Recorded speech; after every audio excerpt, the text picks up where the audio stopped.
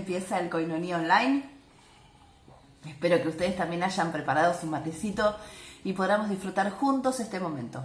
Juntos la iglesia de Bahía Blanca, San Pablo, la de Devoto, pero no solo nosotros, no solo el Buen Pastor, no solo San Pablo, sino la iglesia toda. Esto de la pandemia nos ha vuelto más global, más iglesia que antes. Está buena esa parte. ¿Saben que quería? Gracias, amor. Quería hablarles de un personaje histórico muy famoso. Y también es un personaje bíblico, pero a mí me gusta presentarlo como personaje histórico porque cambió y marcó varios hitos en la historia antigua, y es el rey encargado de fabricar la edad de oro del pueblo de Israel. Es el gran rey David, al que todos conocemos por sus salmos y por sus victorias bélicas, ¿no? Pero saben que este hombre escribe en una de sus más famosas oraciones una expresión que dice: crea en mí, oh Dios, un corazón limpio. Pensaba en este hombre que tantas cosas conquistó, tantas cosas logró. Sabía que había algo que no podía hacer, y era fabricarse su propio corazón limpio. Más adelante escribe: límpiame, líbrame, Dios, de aquellos pecados, aquellas faltas que me son ocultas. Ocultas porque tal vez él no sabía que las había cometido, o aquellas faltas ocultas porque elegimos que queden así. Y mientras pensaba en el Koinonia de hoy, pensaba que hace muchos años, cuando la iglesia empezó a ser iglesia y empezó a parecerse un poco más a la iglesia que conocemos hoy, en su formato, en su institución, alguien escribió una oración preciosa, a la que llamamos la oración de confesión. Cuando hacemos esta oración sabemos algo. Sabemos que no podemos tener la fábrica de corazones limpios en nuestra propia casa, que solo puede hacerlo el Señor. ¿Saben lo que dice la Biblia más adelante acerca de David? Que David consiguió tener un corazón conforme al deseo de Dios. Más allá de todas sus faltas y todos los errores que cometió, que fueron muchos, si pueden leer su historia, pidiéndole a Dios perdón, confesando sus faltas, Dios le dio un corazón al que podríamos llamar perfecto. Para leer esta oración voy a necesitar ayuda.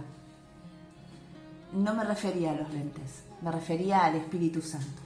Vamos a pedirle al mismo Dios que nos ayude a hacer nuestras las palabras de la confesión. Dios de misericordia, confesamos que hemos pecado contra ti, por pensamiento, palabra y obra, por lo que hemos hecho y lo que hemos dejado de hacer. No te hemos amado con todo el corazón, no hemos amado a nuestro prójimo como a nosotros mismos. Sincera y humildemente nos arrepentimos. Por amor de tu Hijo Jesucristo, ten piedad de nosotros y perdónanos. Así, tu voluntad será nuestra alegría y andaremos por tus caminos para la gloria de tu nombre. Amén. Y así, tu voluntad será nuestra alegría y andaremos por tus caminos para la gloria de tu nombre. Amén.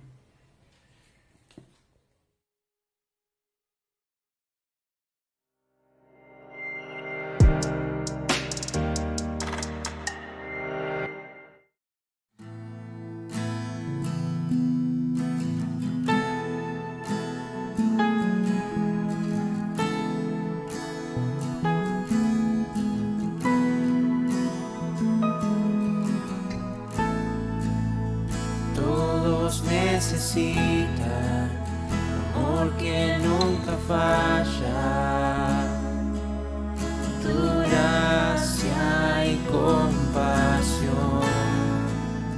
Todos necesitan perdón y esperanza, y un Dios que salva.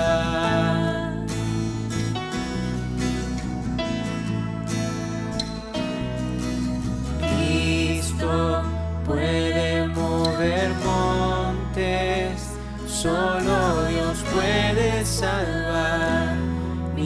Dios puede salvar por siempre, autor de salvación. Jesús la muerte venció, en la muerte venció.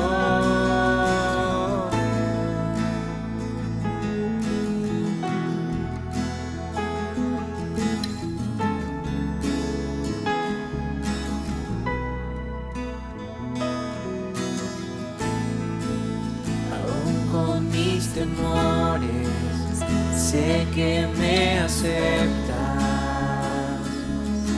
lléname otra vez, mi vida entera ofrezco para seguir tus pasos, a ti me rindo.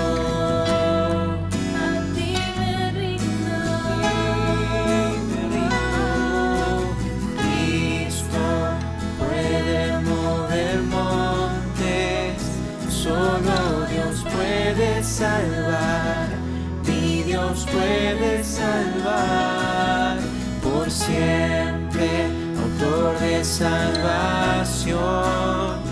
Jesús la muerte venció, Él la muerte venció. Cristo puede mover montes, solo Dios puede salvar. Dios puede salvar por siempre, autor de salvación. Jesús la muerte venció, Él la muerte venció. Y en la tierra tu luz brillará, cantamos por la gloria de tu majestad. En la tierra tu luz brillará, cantamos por la gloria de tu majestad.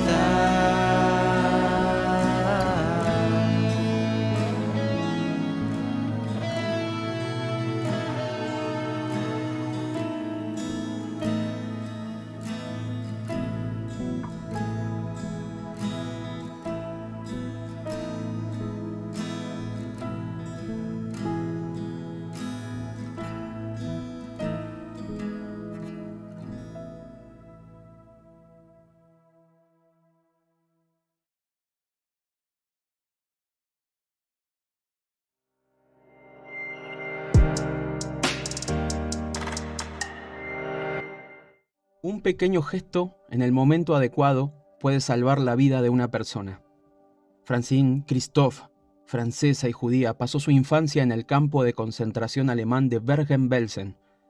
Tenía 8 años cuando protagonizó una anécdota que ahora, a los 82 años, ha rememorado en este video testimonial que quiero que veamos juntos. Je m'appelle Francine Christophe. Je suis née le 18 août 1933. 1933, c'est l'année où Hitler prend le pouvoir. Voilà. C'est mon étoile. Je la porte sur la poitrine, bien entendu, comme tous les Juifs. C'est gros, n'est-ce pas? Surtout sur une poitrine d'enfant, puisque j'ai 8 ans en ce moment-là. Il s'est passé dans mon camp de Bergen-Belsen quelque chose de tout à fait extraordinaire. Je rappelle que nous étions des enfants de prisonniers de guerre et à ce titre privilégiés. Donc nous avions eu le droit d'emporter de France un petit sac avec 2-3 petites choses. Une femme, un petit bout de chocolat, une femme, un petit morceau de sucre, une femme, une petite poignée de riz. Maman avait emporté 2 petits morceaux de chocolat. Elle me disait, on garde ça pour le jour où je te verrai vraiment, complètement par terre, fichu. Je te donnerai ce chocolat, il t'aidera peut-être à remonter. Or, il y avait parmi nous une femme qui avait été déportée alors qu'elle était enceinte. Ça ne se voyait pas, évidemment, elle était si maigre. Mais n'empêche que le jour de l'accouchement est arrivé et elle est partie au revire accompagnée de ma mère qui était notre chef de baraque. Et avant de partir, ma mère me dit « Tu te souviens que je garde un morceau de chocolat ?»« Oui, maman. »« Comment te sens-tu ?»« Bien, maman, ça peut aller. »« Alors, si tu me le permets, ce morceau de chocolat, je l'apporterai à notre amie Hélène, parce qu'un accouchement ici, elle va peut-être mourir. Et si je lui donne le chocolat, ça l'aidera peut-être. Oui, maman, tu le prends. Hélène a accouché, elle a accouché d'un bébé, toute petite chose malingre.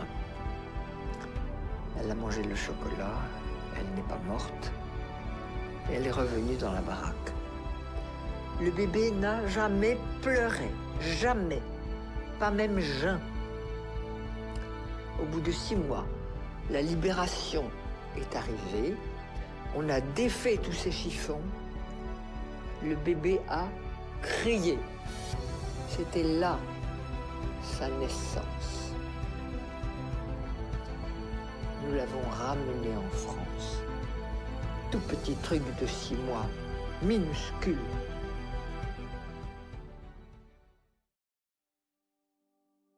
Cerdos y chocolates. Jesús como ejemplo ayer, hoy y siempre. El Evangelio de Marcos fue escrito por Juan Marcos, quien no fue discípulo de Jesús, pero estuvo vinculado con Pedro y Pablo, probablemente en Roma. El Evangelio lo escribe en el año 65 aproximadamente. Es el más breve y el más antiguo de todos los Evangelios, y se destaca sobre todo por relatar y destacar las acciones de Jesús presentado como Hijo de Dios. Está dirigido a un público no judío o para judíos palestinos helenizados por la dominación romana. Jesús, luego de pasar por la casa de Pedro y seguir ejerciendo su labor, se aparta a orar y decide seguir adelante recorriendo toda la región de Galilea. Por su fama, que se hacía cada vez más grande, ya no podía entrar abiertamente a ninguna ciudad, debía quedarse en lugares apartados, pero la gente igual acudía a él. Luego Jesús vuelve a Capernaum y después siguió enseñando a multitudes y generando conflicto en los fariseos debido a la enseñanza. La porción de la Biblia que hoy me toca compartir es Marcos 5, del 1 al 20. Voy a dejar una plaquita, pero quiero que me sigan con la lectura mientras yo les voy relatando lo que pasa. Versículo del 1 al 10. Jesús cruza el lago y llega a la región de los Gerasenos. Un hombre endemoniado ve a Jesús de lejos, se acerca y se postra delante de él. Jesús le ordena que salga del hombre y el endemoniado lo llama por su nombre y reconoce su identidad de hijo de Dios. Luego le pide que no lo atormente. Jesús le pregunta cómo se llama y éste responde, Legión, porque somos muchos, y le suplicaba a Jesús que no los expulsara de esa región. Versículos 10 al 13 nos cuenta que, como en una colina habían unos cerdos, los demonios le rogaron a Jesús que los envíe hacia ellos, y él lo permitió. Entonces 2000 cerdos se precipitaron al despeñadero y se ahogaron en el lago. Versículos 14 al 17. Los que cuidaban a los cerdos, la gente de ahí salió huyendo y avisaron al pueblo y por los campos. La gente después fue a ver lo que estaba pasando. Llegaron a donde estaba Jesús, vieron al hombre que había estado endemoniado totalmente restablecido, sentado y en su sano juicio, y vestido. Esto le dio miedo. Los que habían visto lo que hizo Jesús contaron a la gente lo que pasó con el hombre y los cerdos, y entonces la gente comenzó a suplicarle a Jesús que se fuera de la región.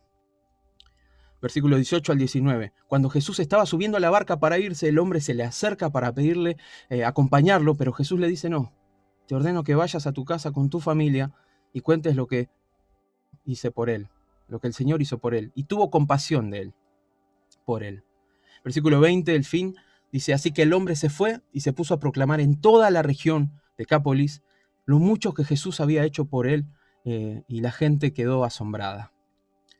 Me gusta Marcos porque tiene esto de película, esto de escenas, de acción, reacción, situaciones, momentos, de pronto pasa una cosa y después otra, es muy para graficarlo y pasa, y les voy a ir contando escena por escena, vamos a ir desarrollando qué es lo que sucede en esta porción de la Biblia, qué podemos sacar de esto. Escena 1, Jesús llega a este lado de la orilla, luego de mostrar su poder frente a la fuerza de la naturaleza con el episodio de la barca que ya vimos en prédicas anteriores, con los discípulos. Él mostró su poder como Dios hombre. Este Dios hombre llega a este extremo de la orilla y llama su atención un hombre poseído con un espíritu. Cuando vio a Jesús, corrió ante él y se postró diciéndole, ¿por qué te entrometes, Jesús, Hijo del Dios Altísimo? Te ruego por Dios que no me atormentes. Ya Jesús le había dicho al espíritu, sal de este hombre, espíritu maligno, y luego le preguntó su nombre. ¿Cómo te llamas? Me llamo Legión, respondió, porque somos muchos. 2. Este espíritu, con insistencia, le pedía a Jesús que no los expulsara de esta región. Rogándole, le pidieron que los enviase unos 2000 cerdos que estaban en una colina y que pertenecían a alguien. Jesús lo permitió y la manada se precipita al lago y se ahoga. Escena 3. Aquellos que cuidaban a los cerdos, los dueños de estos cerdos, huyen y dan la noticia en todos lados. Entonces la gente va a ver qué fue lo que había pasado. Llegaron donde estaba Jesús y cuando vieron al hombre que había estado poseído por la legión de demonios, lo ven sentado, vestido y en su sano juicio. Y entonces, dice la palabra, tuvieron miedo. Quédate con eso. 5. Los testigos del acontecimiento contaron a los recién llegados lo que había sucedido con el endemoniado y los cerdos. Entonces la gente comenzó a suplicarle a Jesús que se fuera de la región. 6. Mientras Jesús subía a la barca, el hombre restablecido quiso acompañar a Jesús, acompañarlo, y le dijo, no, anda a tu casa, a tu familia, decirles lo que el Señor ha hecho por vos y la compasión que te tuvo. 7. Y el final, entonces el hombre se fue y se puso a proclamar en toda la ciudad de Decápolis lo mucho que Jesús había hecho por él y la compasión que había tenido. Y cierra con, la gente se quedó asombrada. Entonces vamos profundo. Jesús, hombre Dios, llega a la orilla, a la otra región de los Gerasenos, sabiendo que iba a encontrar este hombre. Pues Jesús sabía. Este hombre sale al encuentro de Jesús y es de noche, está oscuro. Me imagino la descripción de esas catacumbas rocosas donde habitaba este hombre desnudo, desamparado, dejado de lado por estar poseído, quién sabe hace cuánto tiempo. La descripción del lugar era un lugar lúgubre y oscuro. Me imagino cadenas y grilletes rotos de intentos fallidos de intentar retenerlo atado en ese lugar. Además vivía golpeándose con rocas y andaba por las colinas y los sepulcros gritando. La imagen es de desolación y de muerte. Lo primero que sucede en la escena es que al ver a Jesús, este endemoniado sale corriendo a su encuentro y se postra delante de él, y los demonios dentro del hombre le exigen gritando que no lo molestara y le ruegan que no lo saque de esa región. Pero además reconocen que quien estaba frente a ellos era nada más ni nada menos que el Hijo del Dios Altísimo. Jesús le pregunta su nombre y esto nos habla del tormento que estaba viviendo este endemoniado, ya que en él habitaba una legión. Esto grafica el nivel de gravedad de su situación, ¿no? De abandono, de depresión, de impotencia, de tristeza, de angustia, de depresión, de muerte. Nadie quisiera estar en ese lugar. El amor y la misericordia, atributo divino, características de Jesús demostradas en otros hechos, lo mueven a la acción de expulsar esa legión que atormentaba a este hombre. Y Jesús, creativo como era, acepta la petición de la legión de ser enviados hacia unos 2000 cerdos que están en la colina, y es ahí donde los cerdos, acto seguido, salen corriendo, caen por la colina al agua y mueren ahogados. Los que estaban a cargo de los cerdos, los dueños, huyeron y propagaron la noticia por toda la ciudad y en los campos. Cuando volvieron, vieron a Jesús y al hombre restablecido, vestido y en su sano juicio. Otra vida salvada por un gesto divino de Jesús. Esto produjo miedo en ellos, miedo produjo. Los testigos del hecho contaron lo que había pasado con el endemoniado y los cerdos y les produjo miedo. ¿Y qué pasó? Le pidieron a Jesús que se vaya del lugar. Esto nos muestra que es posible que el ser humano rechace a Jesús. Y así muchas veces en nuestros entornos, porque Dios nos permite elegir. Pero así como vemos que el ser humano rechaza a Jesús, los demonios reconocen quién es Jesús y su autoridad. Él es el Hijo del Dios Altísimo. Lo rechazan por miedo y resentimiento, por la pérdida material. Esos cerdos pertenecían a alguien. Lo que está fuera del control humano suele generar desesperación e incertidumbre, por ende miedo. El resultado es el miedo. Y ese miedo nubla nuestra vista, nuestros oídos, nubla la vista y los oídos de quienes tienen su corazón puesto sobre todo, como en este caso, en esos 2000 cerdos, en lo material. Es una imagen que ejemplifica dónde estaba puesto el corazón de estas personas, que al ver lo que Jesús había hecho, hacen énfasis en su pérdida material. no en el endemoniado. ¿Qué significaba esa pérdida? ¿Qué significa para mí, para vos? Como el chocolate de la pequeña Francine, como le dijo a la madre, guardaremos esto para cuando un día vea que realmente hayas colapsado y necesites ayuda. Te daré ese chocolate y te sentirás mejor. ¿Se habían convertido los 2000 cerdos en el chocolate de esas personas? ¿Por qué no pudieron ver el sufrimiento de aquel hombre ni se alegraron cuando Jesús lo restableció completamente? ¿Estaban tan cegados que hasta incluso rechazaron a Jesús y le pidieron que se vaya? Era más importante el haber perdido sus bienes materiales que ver a aquel hombre restablecido completamente. Cuando Jesús se subía a la barca para marcharse, el hombre le preguntó si podía irse con él y Jesús le dijo que no, que vaya y hable con su familia y después con todos en Decápolis y cuente todo lo bueno que Jesús había hecho por él. Y así lo hizo, obedeció y comenzó a publicar en la ciudad cuán grandes cosas Jesús había hecho por él, su misericordia y cómo había sido restablecido completamente. Me imagino a las personas, incluso de los que habían rechazado a Jesús, cómo debieron ser maravillados, asombrados por todo esto, ¿no? ¿Cuál es ese chocolate o tus 2000 cerdos en tu vida? En mi vida, es decir, tu comodidad, tu bienestar personal, tu estabilidad. ¿Cuáles son? ¿Sentís que si Dios permite que eso no esté más, tu reacción va a ser de rechazo y miedo? ¿Cómo reaccionarías? ¿Cómo yo reaccionaría? Acompáñame a ver la segunda parte del video que vimos al principio. 2 années, ma fille me dit « Maman, si vous aviez eu des psychologues ou des psychiatres à votre retour, ça se serait mieux passé pour vous. » Je dis sûrement, mais il n'y en avait pas. Plus personne n'y a pensé, même s'il y en avait eu. Mais tu me donnes une bonne idée. On va faire une conférence là-dessus. Et j'ai organisé une conférence sur le thème « Et s'il y avait eu des psys en 1945 à notre retour des camps, comment est-ce que ça se serait passé ?» J'ai eu beaucoup de monde. Des anciens, des survivants, des curieux, et puis beaucoup de psychologues, psychiatres, psychothérapeutes, tout ce monde est venu. Très intéressant. Chacun avait son idée, c'était très bien. Et puis il y a une femme qui est arrivée et qui a dit « Moi, j'habite Marseille, je suis médecin psychiatre.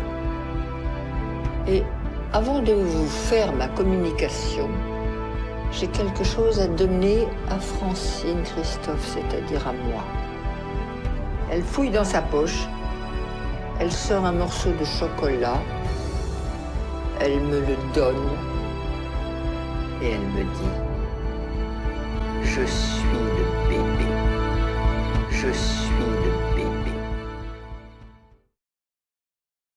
Los gerasenos, la gente del lugar, que vio lo que Jesús había hecho, jamás comprendieron lo que Francine sí.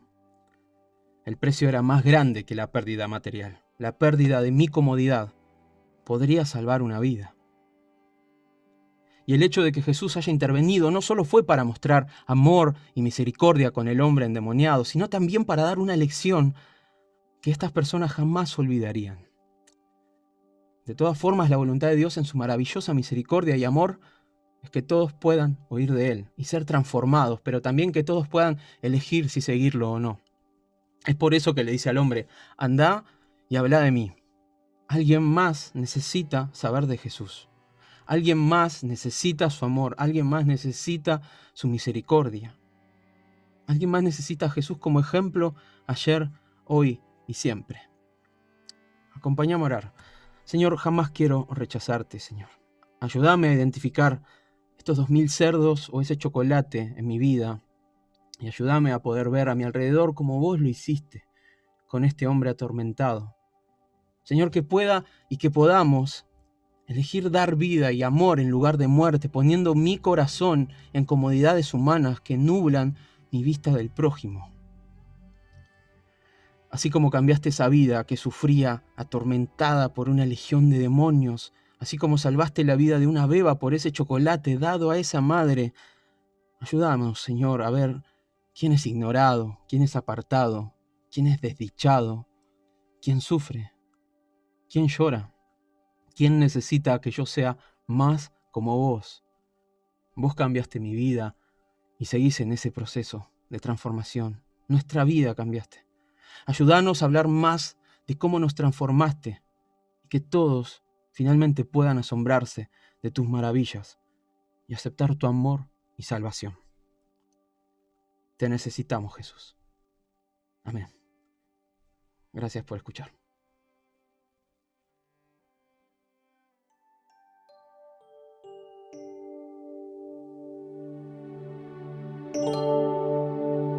Al borde de tu gran trono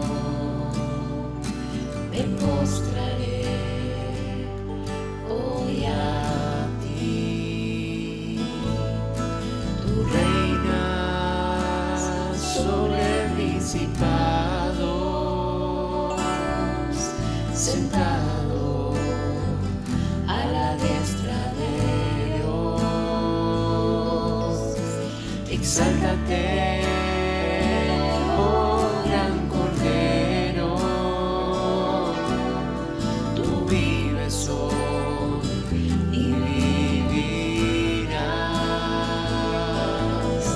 Corónate con mi alabanza,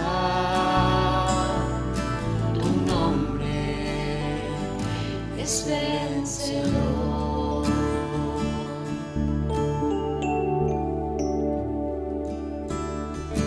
Al borde de tu gran trono me postraré hoy a ti. Tú reinas sobre principados, sentado a la diestra de Dios. Exáltate, oh gran Cordero, tú vives hoy y vivirás. Corónate con mi alabanza, tu nombre es vencedor. Tu nombre es vencedor. Tu nombre es vencedor.